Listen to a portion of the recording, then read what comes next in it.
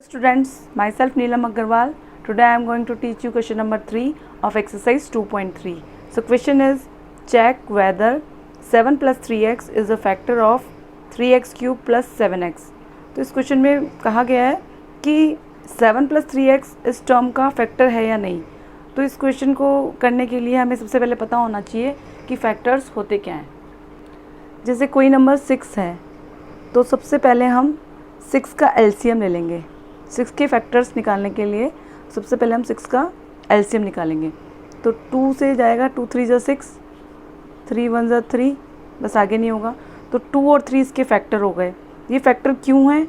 क्योंकि अगर हम 6 में 2 का डिवीज़न देंगे तो रिमाइंडर में 0 आएगा. 2 3 जा 6, तो ये रिमाइंडर में 0 आ गया. तो रिमाइंडर में 0 है, इसीलिए 2 6 का फैक्टर है. इसी तरीके से अगर हम 6 में 3 का डिवीज़न करेंगे तो 3 2 जा 6, यहाँ भी रिमाइंडर में 0 आ गया. तो फैक्टर तभी वो उस टर्म का कहलाएगा जब रिमाइंडर में उसमें डिवाइड करने पर 0 आए. तो यहाँ 2 और 3 6 के फैक्टर्स हैं, क्योंकि 6 में 2 का डिवीज़न करते हैं तब भी रिमाइंडर में 0 आता है, और 3 का डिवीज़न करते हैं तो भी रिमाइंडर में 0 आता है. तो इस क्वेश्चन में भी अगर हम इस टर्म यानी कि डिविडेंड में डिवाइज़र का डिवीज़न देकर रिमाइंडर फाइंड कर ले और रिमाइंडर अगर 0 आ जाएगा तो ये फैक्टर होगा, अदरवाइज़ नहीं. तो अगर डिवीज़न करेंगे तो वो मेथड लॉन्ग हो जाएगा. तो हम रिमाइंडर थ्योरम यानी कि शॉर्ट मेथड से भी हम रिमाइंडर फाइंड कर सकते हैं. तो हम रिमाइंडर थ्योरम से रिमाइंडर फाइंड कर लेंगे. जैसा कि फर्स्ट और सेकंड क्वेश्चन में मैंने आपको बताया था, इसमें डिविडेंड को पहले लेट कर लेते हैं px. तो यहाँ हम लिख देंगे px is equals to, dividend ये है तो हम लिख देंगे 3x क्यूब प्लस 7x, और जो डिवाइज़र है वो लिख देते हैं हम gx is equals to 7 plus 3x. अब हम डिवाइज़र को यहाँ पर इक्वल्स टू 0 कर देते हैं, इज़ इक्वल्स टू 0. अब यहाँ वेरिएबल रहने देते हैं. तो 3x इज़ इक्वल्स टू 0, यहाँ 7 प्लस का तो यहाँ माइनस का हो जाएगा. अब ये 3 मल्टीप्लाई में है तो यहाँ आकर डिवीज़न में हो जाएगा.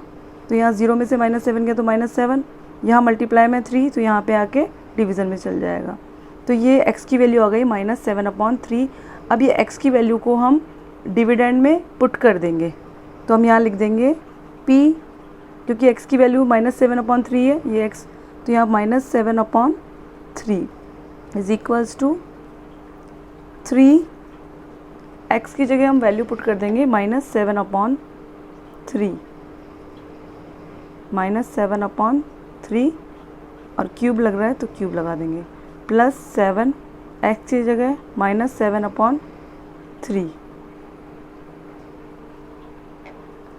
इज़ इक्वल्स टू 3 इंटू, पहले ब्रैकेट सॉल्व करेंगे. 7 को 3 बार इंटू करना है, नहीं 7 7 जा 49, 49 7 जा 343. तो क्योंकि यहाँ पर ऑड नंबर है तो यहाँ पर हमारा नेगेटिव में आंसर आएगा. अगर यहाँ पॉजिटिव होता, सॉरी इवन नंबर होता तो यहाँ पॉजिटिव में आंसर आता, लेकिन यहाँ ऑड नंबर है तो यहाँ नेगेटिव में आंसर आएगा. अब यहाँ पे 3 को भी हमें 3 बार इंटू करना है, 3 3 जा 9, 9 3 जा 27. तो यहाँ लिखेंगे हम 27 प्लस 7 इंटू -7/3. अब यहाँ कटिंग हो रही है, 3 1 जा 3, 3 9 जा 27. तो यहाँ लिख देंगे हम -343/9. अब यहाँ प्लस माइनस माइनस रहेगा, 7 7 जा 49/3. अब हम यहाँ एलसीएम लेंगे. 9 और 3 का एलसीएम आएगा 9. 9 का 9 में डिवीज़न देंगे तो 1 आएगा, और 1 को इंटू करेंगे तो -343 माइनस 3 3 जा 9, और 3 को 49 से इंटू 147. अब इन सब ये भी माइनस का, ये भी माइनस का, दोनों को ऐड कर देंगे. 3 और 7, 10 का 0 1 कैरी ओवर, 5 और 4 9, और 3 और 1 4 माइनस के हो गए, और ये आ गया अपॉन 9. तो ये हमारा है रिमाइंडर.